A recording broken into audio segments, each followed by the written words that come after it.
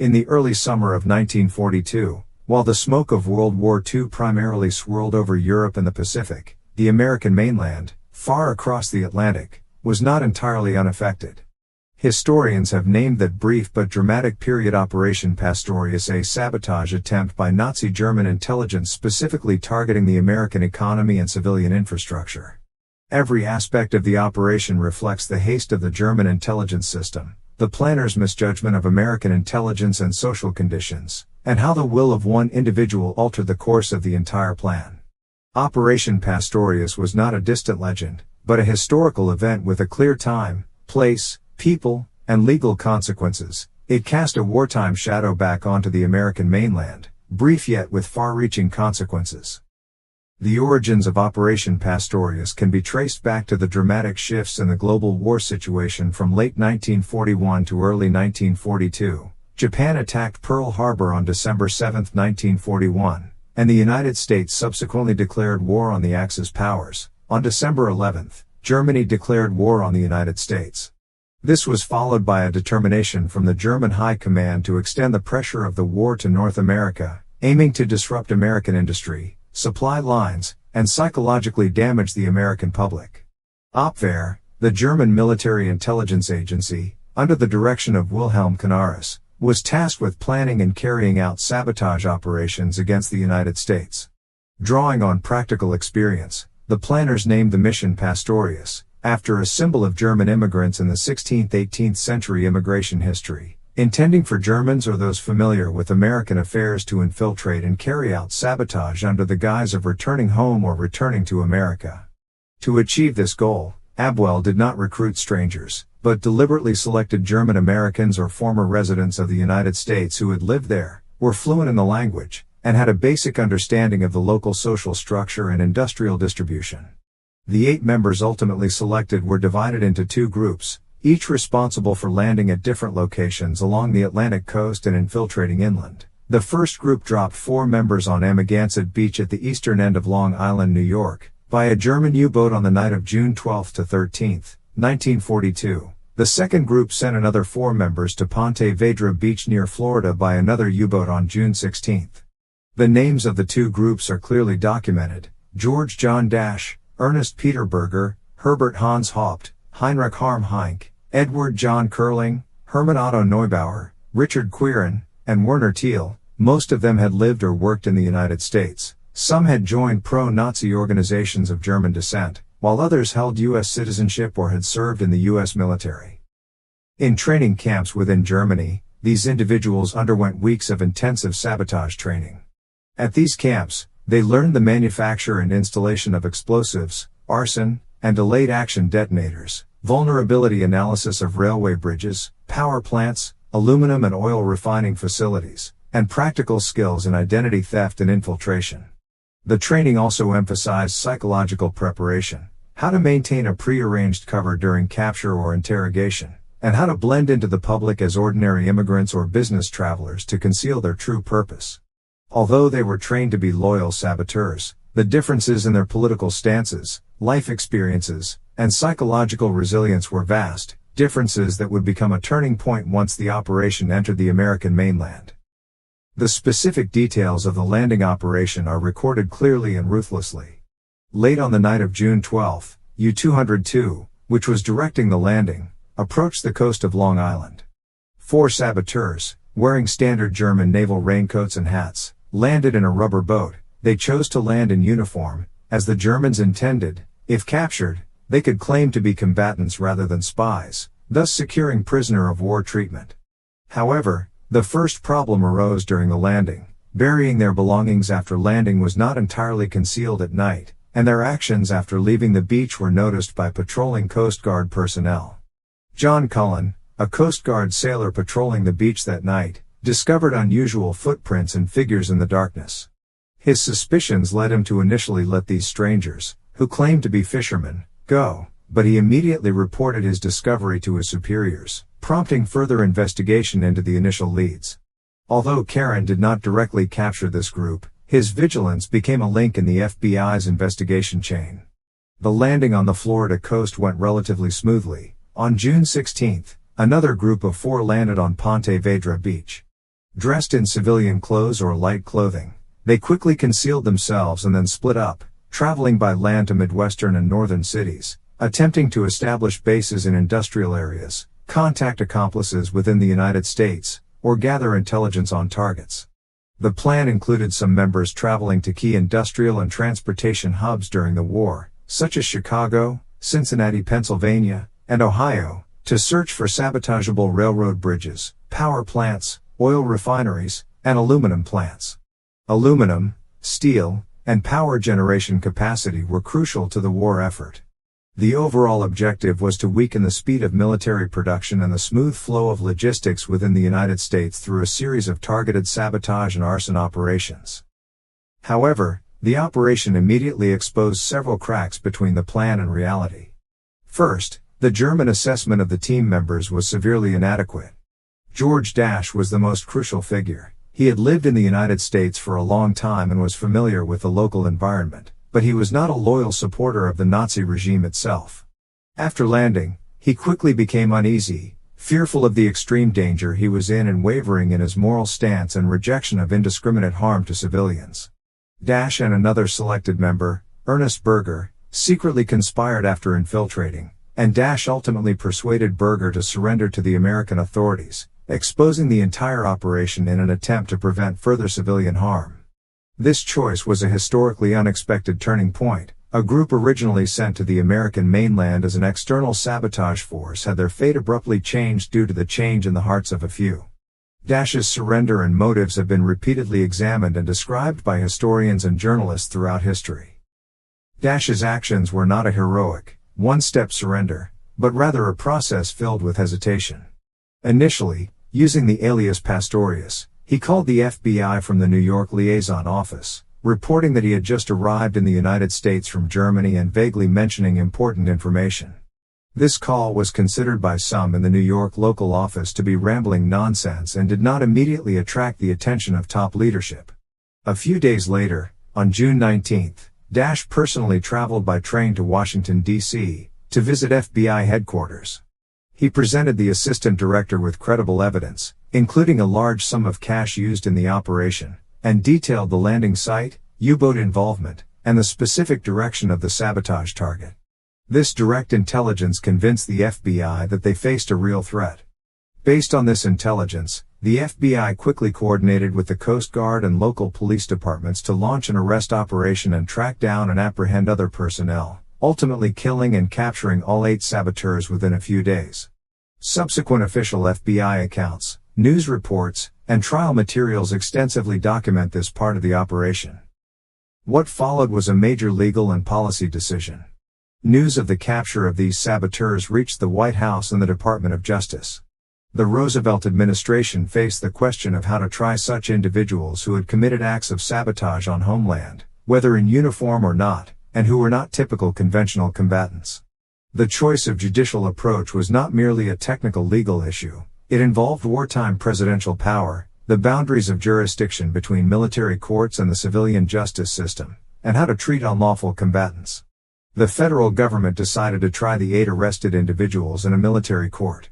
This immediately sparked legal controversy. The defendants' lawyers attempted to transfer the case to federal civil court, arguing that they should have the same civil trial rights and jury trial as ordinary defendants, but the government, citing national security and wartime law, requested a military trial. This case ultimately developed into the famous Supreme Court case, Ex parte Quirin, which, in July 1942, established the constitutional legitimacy of the military commission's trial of unlawful combatants and distinguished the status of uniformed, legitimate combatants from those disguised as infiltrators. The Supreme Court's ruling was cited numerous times in the decades that followed, becoming a crucial precedent for handling unconventional legal issues during wartime in the United States. The military trial process itself was exceptionally swift and rigorous in both time and procedure. Convened by the Military Commission in Washington, D.C. in July 1942, the trial lasted for several weeks, and the evidence included confessions from the defendants, German training records, physical evidence from the landing site, and FBI investigation records. The defendants' personal backgrounds, their training camp experiences in Germany, the explosives and tools they carried during the landing, and their routes of activity within the United States were all documented in the trial records. 2 members who voluntarily provided information and subsequently cooperated with the authorities, Dash and Berg, received varying degrees of leniency during the trial. The other 6, having explicitly accepted sabotage missions and failed to seek legal status or contact the authorities in a timely manner after the landing, were identified as illegal combatants and bore significant responsibility. On August 8, 1942, 6 saboteurs deemed fit for execution were executed by electric shock. The original sentences of Dash and Berg were partially commuted by the President. Dash was sentenced to 30 years in prison, later reduced several times, while Berg was sentenced to life imprisonment, also reduced, and ultimately deported to Germany. These sentences and their subsequent historical evaluation remained a point of contention for many years after the war. The legal consequences of this event extended beyond this individual case. This military trial and the Supreme Court's ruling became landmark cases in American constitutional history. The term ex-parte querens has been repeatedly cited, commented on, and reinterpreted in the post-war, Cold War, and even 21st century counterterrorism context, particularly regarding the concept of unlawful. The ruling has had a lasting impact on discussions regarding combatants and the President's power of detention. It provided a precedent in defining jurisdiction between military councils and civil courts, and in outlining the boundaries of government power in dealing with asymmetric warfare and terrorism. However, it also sparked long-standing academic debates about the protection of civil rights, procedural justice, and the risks of abuse of power. On the political and intelligence front, Operation Pastorius was a heavy blow to the German intelligence system itself. The failures and internal contradictions of many of Abwehr's operations were exposed. Canaris himself became increasingly suspicious and isolated within the Hitler regime. The future position of Abwehr and other intelligence agencies within the Nazi system was weakened, and intelligence management gradually shifted towards the SS and the Security Service. For Germany, Operation Pastorius failed to achieve the expected physical damage, nor did it successfully create a controllable fifth column effect in the United States. Instead, due to the betrayal of one member and the swift response from the United States, it became a major failure for Abwehr. From the perspective of U.S. Homeland Security, the Pastorius affair prompted the government to place greater emphasis on coastal defense, the development of counterintelligence systems, and the allocation of resources for domestic investigative agencies. FBI, the operation played a crucial role, with its rapid mobilization and subsequent investigation significantly raising public awareness of federal investigative capabilities and providing political capital for the FBI's growing power and influence during and after World War II. The astute responses of local Coast Guard members like John Cullen were widely reported in the media, earning public praise as exemplary cases of ordinary people maintaining national security through professional responsibility and vigilance during wartime. Simultaneously, many implicated American residents, organizations, and families were arrested or investigated, including rigorous scrutiny of the German-American community, crackdowns on groups sympathetic to the Axis powers, and criminal prosecutions of individuals and institutions that might have aided or supported potential spies. These actions created tensions within communities during the war and had long-term effects. As for the individual fates of the participants, Operation Pastorius left behind a complex human tragedy. Of the 6 executed, historical records show that their experiences and motivations differed between Germany and the United States. Some immigrated to the U.S. at a young age, some joined Nazi youth, and some were recalled to participate in covert operations after serving in the German army. Their pretrial confessions, court records, and family statements further elaborate on the complexity of their characters. Inevitably, however, after being convicted as illegal combatants and executed, they became highly controversial symbols in discussions of the rule of law and war ethics during World War II. In contrast, while Dash and Berg avoided execution after the war due to their cooperation, their lives back in Germany were not as glorious as imagined. They faced criticism and rejection from some as traitors. Dash himself repeatedly tried to obtain a pardon or return to the United States by recounting his personal experiences, but to no avail. His later years were uneventful and tinged with regret. More broadly, this case also fostered a public fear of the concept of the fifth column, a secret domestic support network for hostile forces. Wartime suspicion and surveillance of German, Italian, and Japanese communities intensified in American society, thus giving government domestic policies and public security operations greater legitimacy and public support. Authorities took stricter measures against individuals suspected of being pro-Axis organizations, sympathizers, or potentially providing indirect assistance. Historians, in reviewing these policies, often point out that the conflict between wartime security measures and individual rights became more acute after the Pastorius affair, leaving a complex legacy for post-war discussions on law and human rights. Historical records of the Pastorius affair primarily come from three sources: German training and command archives, FBI reports and trial records from the United States, and contemporary news reports and subsequent research. Researchers can find records of Dash's phone calls, the order of arrests, and investigations into those who assisted him in FBI official files. The Supreme Court's ex parte Quirin ruling and trial transcripts allow for the study of how judicial logic defined military and civilian powers in an emergency wartime context, and subsequent academic analyses, such as Smithsonian publications, monographs, and historical papers, offer multidimensional explanations for the political background of the event, the power struggles between intelligence organizations, and the reasons for the operation's failure. It is this patchwork of multi-source materials that allows today's researchers to reconstruct the facts of what happened relatively completely and to conduct interdisciplinary reflections on the legal, social, intelligence, and psychological aspects of the event. Placing this event within a longer historical perspective, Operation Pastorius, despite failing to cause substantial physical damage, has influenced posterity in another way. It has become a textbook case study of how modern states balance national security and constitutional procedures when facing asymmetric threats.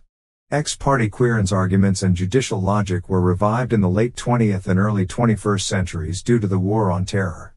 Governments, when dealing with potential combined internal and external terrorist threats, often invoke such wartime precedents to expand the legitimacy of various power instruments. The resulting legal and ethical debates did not end with the war but were repeatedly tested in the new security context. At the level of local memory and commemoration, the beaches of Amagansett and Ponte Vedra gradually returned to their tranquil coastal scenery after the war, but the traces of history have not completely disappeared. John Cullen's identification and reporting were celebrated in wartime media, and local commemorations and news recollections often mention his role that night. On the other hand, symbols once envisioned as commemorative by the government or the public are constantly revisited by historians and the public to discuss how to commemorate and interpret the events, whether they should be seen as symbols of counter-espionage victory or as a warning against wartime surveillance of minorities and dissident groups. Historical memory, like ocean waves, sometimes leaves vivid marks, and sometimes is buried by subsequent political and cultural trends. In conclusion, Operation Pastorius is a historical event with a clear structure but fraught with human paradoxes. It has a clear initiator, clear participants, a clear course of action, and a clear legal ruling, but in the success or failure of the operation, individual conscience and fear intertwined, the boundaries between law and security were redefined, and the nation's intelligence and judicial mechanisms were forged and tested in practice. It reminds us that war is not merely a conflict between frontline soldiers, but a comprehensive contest of intelligence, justice, community memory, and individual choices. Therefore, the story of Operation Pastorius did not end with the 1942 trial, but continues to influence America's collective understanding of war, law, and humanity in multiple ways. For further exploration of the original files, trial transcripts, participant memoirs, and subsequent research, FBI files, Supreme Court opinions, and numerous academic monographs and news reports provide first-hand or second-hand detailed evidence, worthy of researchers' careful examination and in-depth analysis.